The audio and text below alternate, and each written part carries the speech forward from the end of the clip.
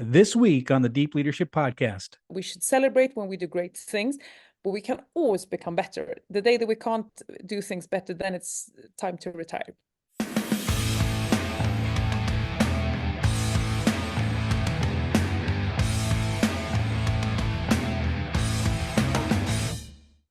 It is nice to meet you and nice to have you on the show. And I think this will be a fun discussion.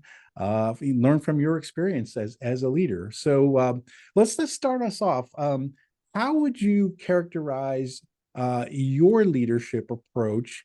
And then maybe talk to us a little bit about some of the leadership things you notice in the Nordic regions, maybe compared to North American leadership. So give us some feel for what leadership is like over there.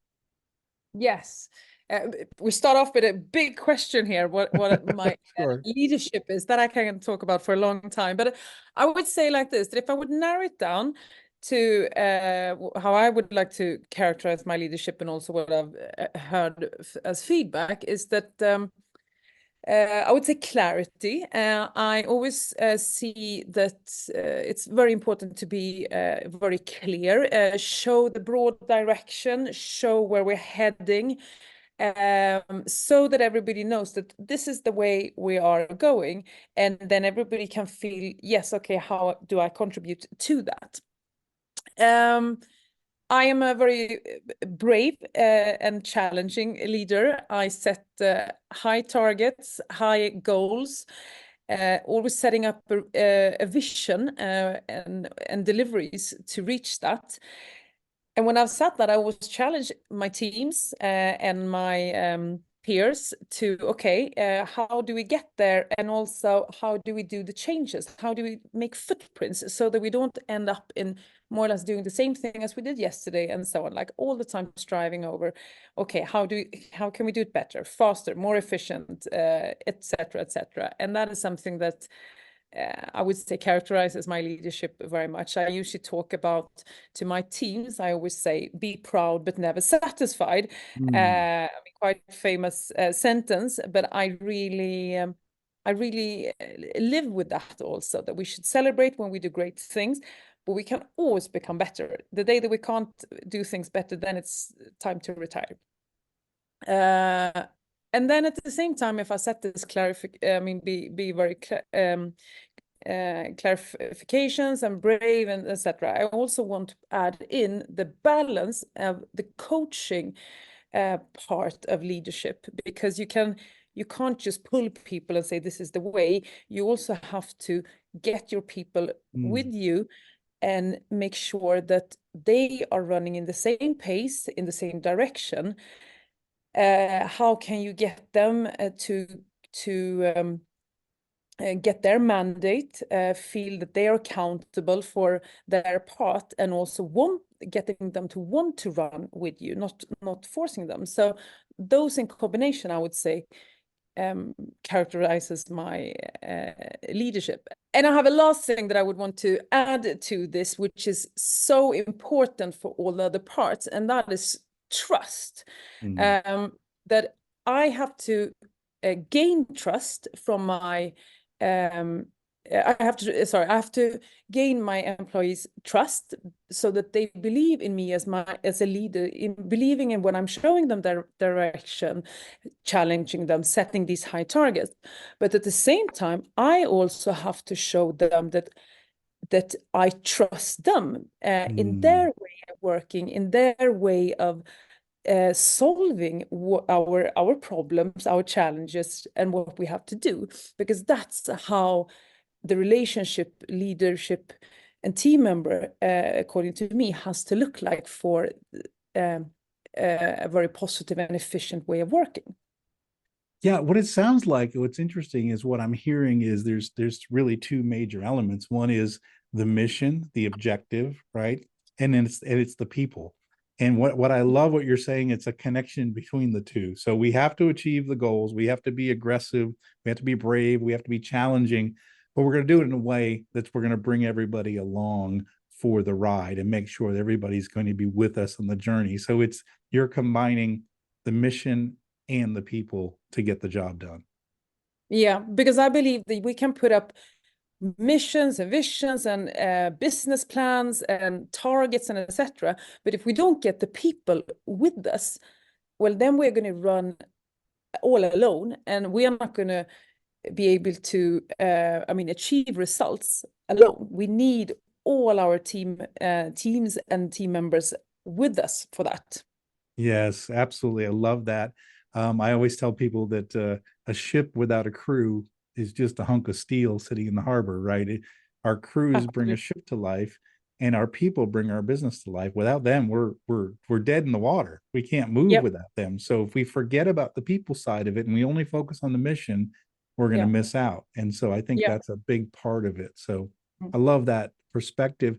And what have you observed? I know that your group Oneflow is kind of international. So what are some things you observe as far as leadership, maybe between North America or American leaders, Nordic leaders, or maybe even some of the international team members, and how they respond to leadership and how they act in leadership roles? Tell us a little bit about some of the things you've observed. And that is, I think that's super exciting because it is very big differences actually in how the relationship between leaders and team members are, and also how you take the mandates and accountability and so on. And at Oneflow, we have over 30 nationalities that often move to Sweden to start working here. So they bring their culture, they bring their experience in how they are used to working with their managers. And I have I think I have 15 plus nationalities in my Mm, teams at least. And when I then talk, coach, lead, challenge them, it's going to be a huge difference in if we take the Nordics. There we're quite we're not very hierarchical, and that means also that we challenge each other two ways. So if I say something, they're going to say why, how, why don't we do mm, this, and etc. Whereas if you go more to the east, it's not going to be that kind of dialogue. It's going to be much more, okay, manager has said something, let's execute on it. So I encourage them a lot to, I want to hear your opinion about this. I have recruited you because you are an expert in your area, mm, not only to execute. And this is something, it takes a lot of time. And once again, back to trust, to build that trust so that they also understand that, yes, it's okay to question me. It's okay to also fail and come and we are in the same boat, so to say. And also when you say, if we go to the west side, it's maybe more similar to the Nordics, as in you can still, have talk more and you can question a bit more, but it's not as much as in the Nordics. mm, So there you have to remember that don't be maybe so straightforward, have a bit more humble approach when you say something, if you want to get their opinion in it. mm, mm, Um, and I mean, this is very much about leadership, to see, okay, who's your audience, and how do you differentiate your communication and your leadership style when based on who you're meeting.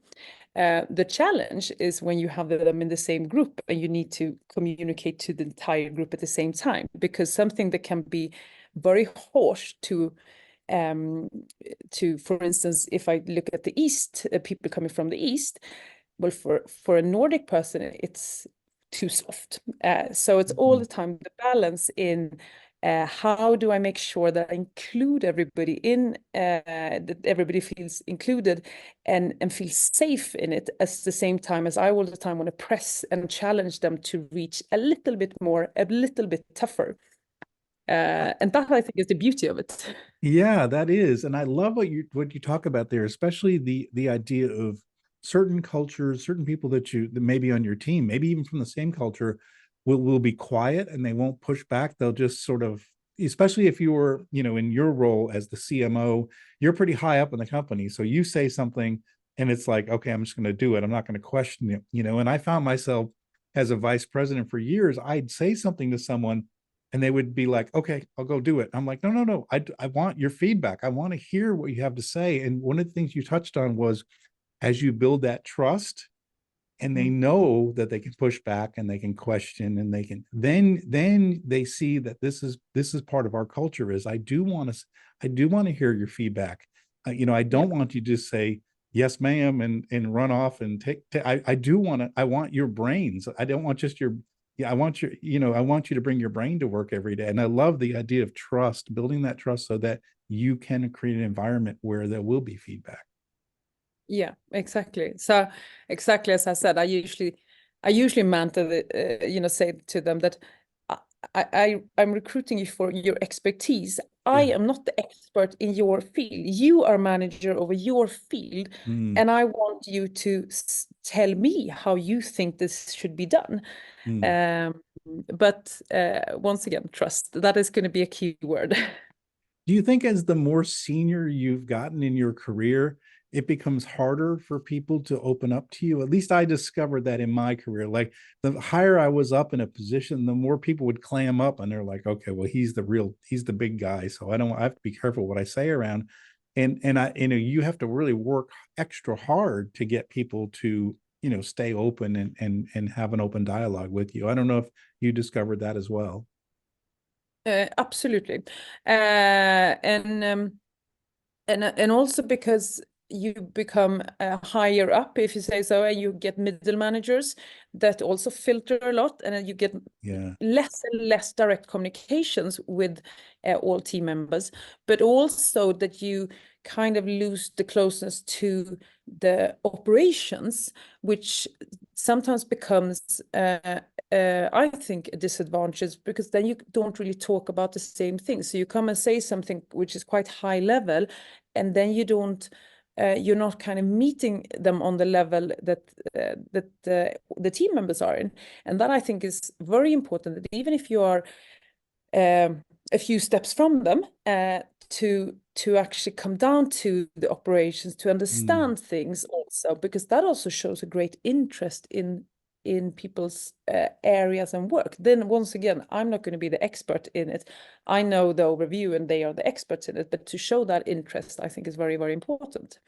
yeah. But I now at Oneflow, we are not a huge company. We are about 160 people, so we don't have very many levels, which I love. And we also have a mentality which is very much everybody is on the same level. But I come from huge banks where there were 10, 15 levels, and there I really had that experience, as you say, Yeah.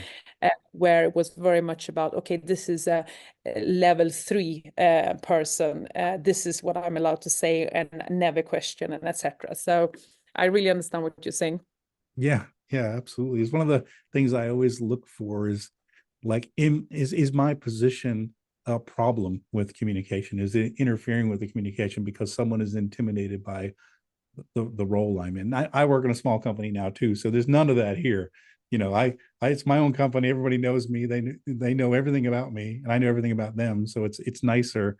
But yeah, in the big organization with hierarchy, it's definitely a challenge to make sure, as you said too, if you're in a senior position, that you can speak the language of the people that you might be meeting with. So they speak a different language than you do. You might be thinking about your 4-year strategic plan, and they're thinking about, I need a new piece of equipment because this one's getting worn out. It's a two different language, and you have to make sure you can speak that language. So one of the things I was But going to ask you is, we've had a lot of uncertainty that we've been dealing with, and we had pandemic, we've got now war, we've had recession, inflation. All these things are challenges to the organization. It creates a lot of anxiety.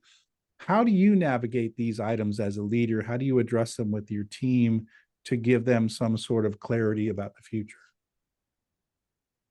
yeah, we have certainly had a lot of uncertainties the last years, and I would say that the first thing I would say that sounds super obvious, but it isn't, and that I would say is to acknowledge the crisis, and not just to put your head in the sand and say, no, we're continuing as usual.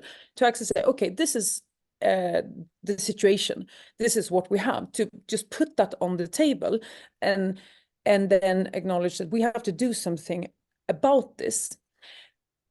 And when I say do something about it, I think that the second part that I have learned during the past years is to look into quickly, okay, what is the situation? What can we affect and what can't we affect in this? Because I have experienced that a lot of people and organizations start to focus on things that they actually can't affect.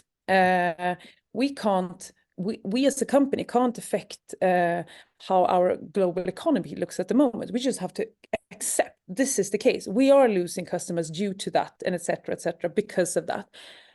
Let that be then, and look on what can we affect and how can we, based on the situation today, and look at what we can affect, and also then do a new game plan based on that. So focus on what you actually can affect. And then create that business plan based on those conditions.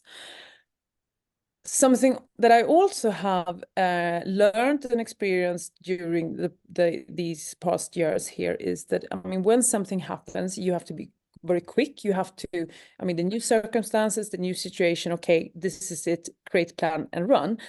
But do not lose the bigger picture of it. Like, what is actually the company's overall goals? What is our core values, for instance? Make sure that we stick to them, and then change, make sure that we have a plan, but don't run too fast that we lose the grip of it. And then we'll look back 2 years later and say, oh, wait a second, we lost what our company actually is about and what we want to deliver. Because it's so easy to start to focus on all the details that you forget the long-term goals, even if they have to change sometimes, but that you have them all the time top of mind. And especially, as I said, the core values that for me is the heart of the company. So those are things that I really would say that you have to think about in all these uncertainties, to acknowledge the crisis, make sure that you look on what you can affect, and don't forget the bigger picture and the base of the company and the core values. I love what you say there, because I think change is difficult. Anytime we go through change, it's difficult. And even positive change, even if you say, oh, we're going to double our workforce, right? That's still change, and it's still difficult for people to deal with. So uncertainty, change, it's always hard. What I think I like what you said is, you tell the people, here's what's not going to change. Here is our core values. This is what's really important to us, and this is what's not going to change. Yes, we're going through some changes. Some of these things are under our control, some are not. Here's likely our scenario, how we're going to get through it. But here's our values, and here's what's not going to change. I love that, because it gives people a firm foundation to hold on to in the midst of change. And I think it's really important anytime we go through any change process, is to tell people what is going to remain the same, so they have something to hold on to, because we don't know what to hold on to when we're going through change. And I think that's a really important lesson. So thank you for sharing that. I think that's a really powerful thing that you said. And then, of course, communication, it's especially in uncertainties, it's communication all the time. Make sure that that everybody feels that they have enough information to do their job. And that doesn't mean that we have to know everything, but what we can inform, tell, communicate, and be so transparent to say when you don't know also, because nobody expects management to or a board to know everything, but to say and be humble and say, this we don't know, we haven't figured this out yet. That also gives us security and stableness to employees, to understand that, okay, we know X, Y, Z, but the last part we don't know. And you're telling us that, and that gives us a stable ground to know. And when you know, then you communicate that. So I actually say to be able to be so humble and say, I don't know this, that is also a very, very strong leadership, than always try to have answers on everything. Yes, I like that. There's oftentimes we have to say, I don't know. So, and that's hard for leaders because we're supposed to have all the answers, but sometimes we don't know. And I think that's actually showing true transparency when we don't know, and we're gonna, and it, and as the situation evolves, I will let you know. But right now, I don't have a feel for it. That's the way I felt during COVID when it was first starting. My employees Mm. said, "Are we going to have to shut down?" I said, "I don't know. I don't know right now, right?" And we will, as soon as I know, I will let you know, and as soon as we figure it out, I'll let you know. But right now, I don't know. No. The state could shut us down. I don't know. So it's kind of a hard thing. So I think being honest is a great way to approach that situation where there's unknowns out there for sure. One thing I was Definitely. going to ask you, you've worked in a lot of different industries, a lot of change, a lot of cutting edge things that are happening. How have you developed your own personal leadership skills? And maybe you could share some lessons that you learned over your career that's helped you to be more effective now. Um, Yes. So it's a combination of experience. And I mean, I have most likely done so many mistakes that I've had to learn from. Well, what I learned, so a very wise person told me once said, create your own leader vision. How do you want to be as a leader, and how for yourself, and how do you want to be interpreted as a leader? And this is something that um, she told me a long, long time ago, and I did this. So I set up my own vision for how I want to be. And this is something, as I mentioned before, if we would talk about the core values, this is my leadership values. And that is something that I always stick to in when I have to take really tough decisions, when there are conflicts. I mean, there are always challenges in being a leader in a company that's going very quickly. So that is something that I learned to do, and also to make sure that I have a game plan for it. The second part that I do, that I've also, through maybe not knowing really who I am from a leadership perspective, I have worked a bit in learning to understand my strengths and weaknesses in my leadership and make sure that I use them in a good way. And what I mean with that is, for instance, that one of my weaknesses has been that I run super quickly when things happen and jump on it very quickly. And I mean, and what I learned was I didn't get my people with me, Mm. so I ran there all alone, and they were left on the bench and said, "We don't understand what we're doing. Why are we doing this? And what are we supposed to achieve?" And etc. So then I took my weakness, learned how to handle it, and changed it to my strength instead. And that's something, I believe that you as a leader, you're so focused in coaching other people, making sure that they develop and etc. And often you forget your own development in leadership. And this, I believe, is a lot of actually taking time to analyze yourself also. How do you act? Why did you do that? How do you want to do this? And etc. So that's something that I, through experience, have done a few mistakes in it. Also, I've learned how I should use that and improve my leadership skills, I would say. So, and I mean that, and now I mentioned it, I mean, that's also, I mean, to make sure they're not just run in a better pace, to make sure that you get your people with you, Mm. that they run with you, that they understand why we're running, where we are running, how we are running, what's the goal, and also make sure that they feel that they have the mandate to run with you, not just to execute, but actually to take decisions and so on, because then you're going to be a big group of people and not alone. So delegate also, and not just delegate responsibility, but delegate the mandate. Mm. I think is very important. It Um, it's funny what you say because I smile because that's one of the biggest problems I discovered in my early days is I was running fast and running too fast. And And I always say that if you're not a leader, if you turn around and you look, there's no one following you. And so I think my team couldn't keep up with the pace that I wanted to move at.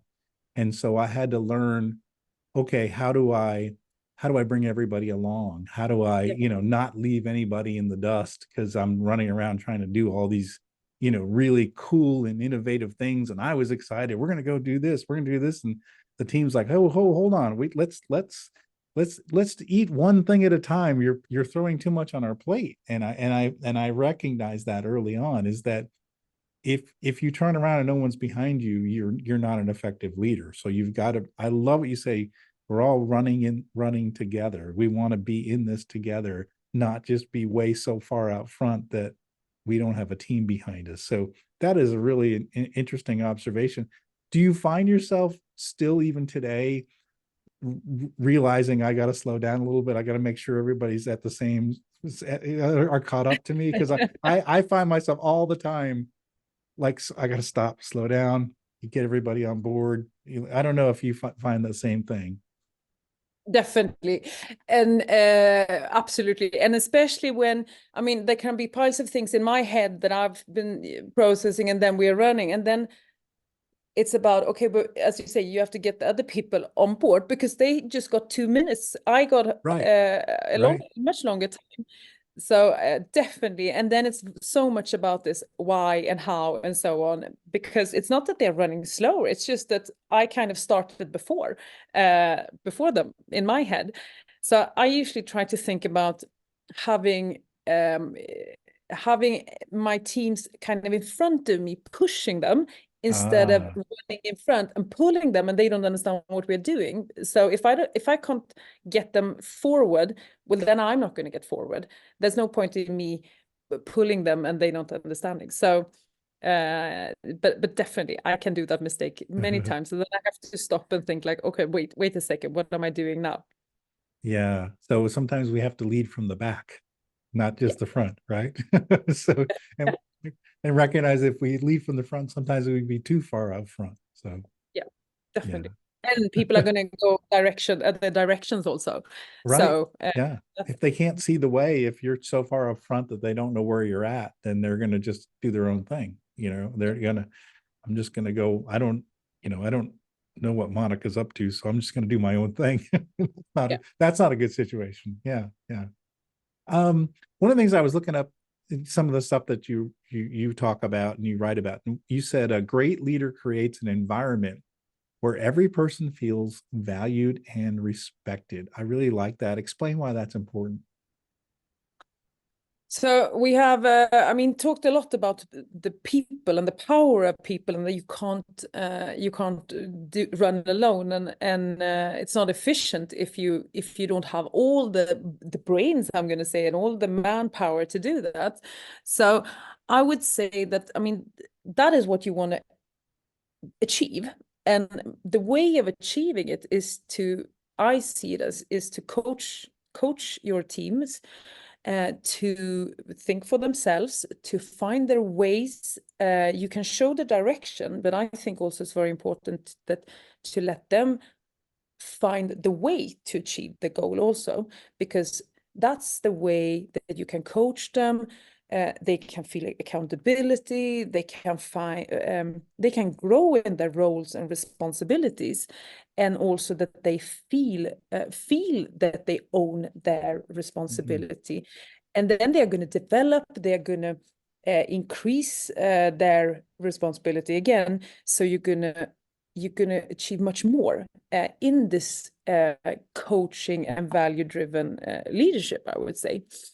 The challenge here, I would say, is to find these triggers in each team member.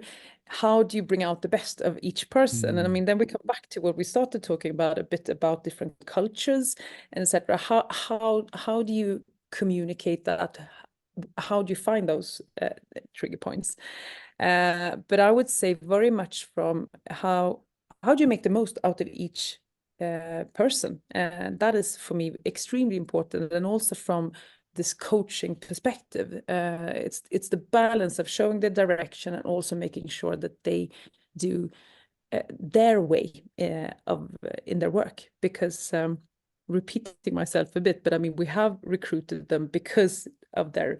experience, of their brains, and etc. And then we have to make the most out of it. It's so easy to just say, do exactly this and that, but then we're not making the most out of them.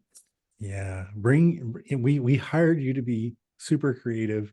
Let's be creative together. Yeah, Yeah. I think that's always a disappointment when I hear of companies hiring super talented people and then telling them what to do in every circumstance. They never get to bring their full self to work. They only do what they're told because Yeah. they're not given that latitude to bring their full self to work. So I think what you say is I want people to bring their full self to work, and I want to discover how in each person's case that I can get them to bring their most self to the team. I love that. So you create an environment where they feel protected, that they can actually be, that they can be vulnerable and bring their full self versus being protective and not sharing and not not doing what they would like to do and share what they'd like to share. So that's really important. But the important part here is, I mean, when you say that as a leader, also to say, oh yeah, but I want to hear your thoughts and I want it to be your way. Mm. You also have to, as a leader, accept that it's maybe not the way that I would have done it, but Yes. that's it's not a bad way or wrong. It's just another way.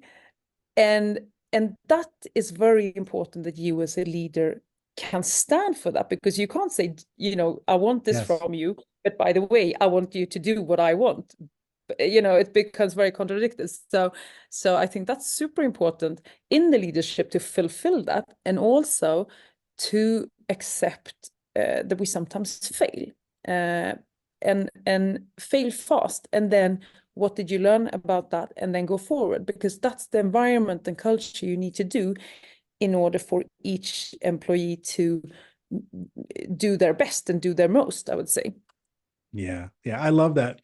If you want to be open to employees sharing their ideas, you have to be willing to say, we're going to go with your idea, even if you think your own personal idea might be better, because Yeah. it shows that that's our culture. We're going to listen to the ideas of the people, and we're going to implement some of them. Maybe they don't work out, but we're listening and we're trying. And I think that's a mark of a great leader, not having to be right all the time, and allowing your people to bring their ideas and using their ideas from time to time. That it's like, all right, that sounds like a good plan. Let's do it. And I think sometimes you surprise employees when you say that. You're like, really? Man, let's go. This is your idea. I like it. Let's do it. And I think Yep. that says I care as a leader. I'm listening to you, and I want to give you an opportunity to shine. And that's a powerful thing as a leader, to do that. Very.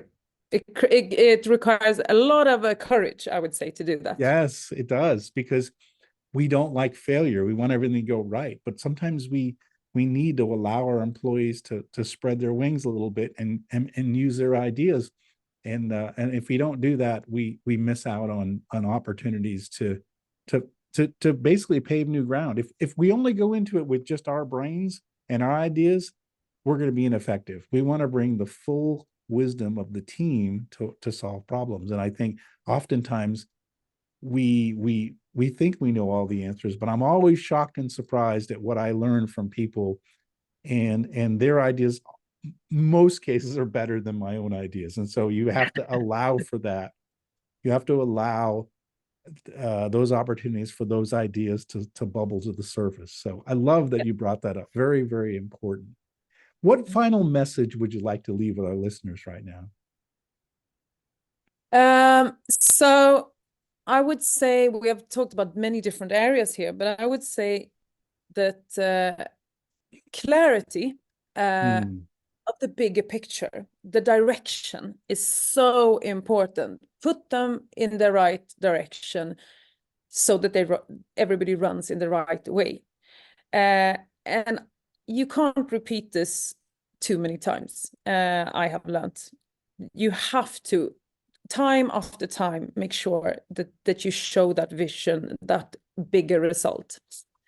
And also the people.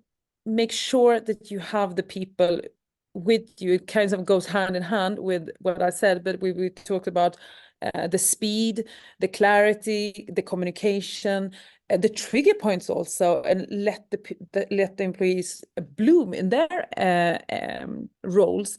So make sure you have the people along, explain, engage, and create the clarity. I think is so important. And then I really want to encourage everyone to create your own vision over how do you want to be as a leader. That has helped me so much. Put out these keywords and then a plan over how you want to achieve this also. And then go back to that on a continuous basis to see, do I actually act as how I want to? Sounds super obvious, but it isn't. Right. So that's going to be your leadership values. So those three I would like to leave this not lead the conversation I was going to say, but like finalize my messages I meant. Yeah, no, a powerful message. And again, listeners, you're listening to an experienced leader share her keys to success and how she's been effective as a leader in leading teams, doing really difficult things in a difficult economy. And I think you're learning a lot of things that you can apply yourself, and if you want to be better and more effective as a leader. So this has been fantastic. Monica, how can people find out more about you and your company?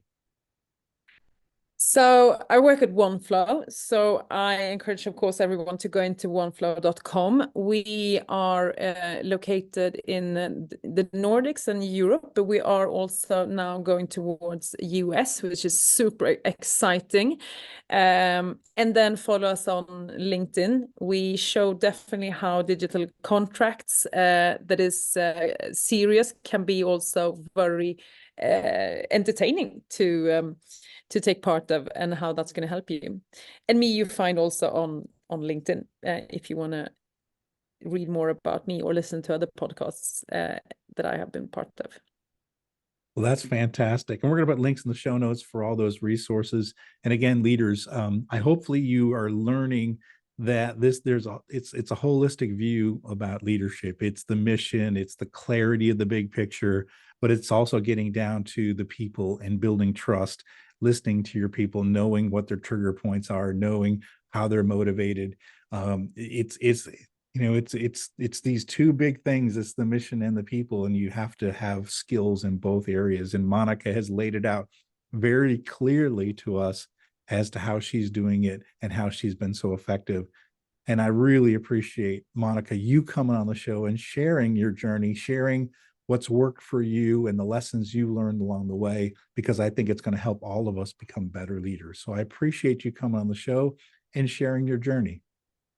Thank you so much. It has been so nice having this talk together in this very interesting topic, I think.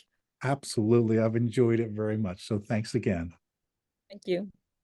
Well, that's it for today. Thank you for listening to Deep Leadership. If you like this podcast, please subscribe and share so we can continue to build a world with better bosses. Until next time, this is John Rennie saying take care and lead well.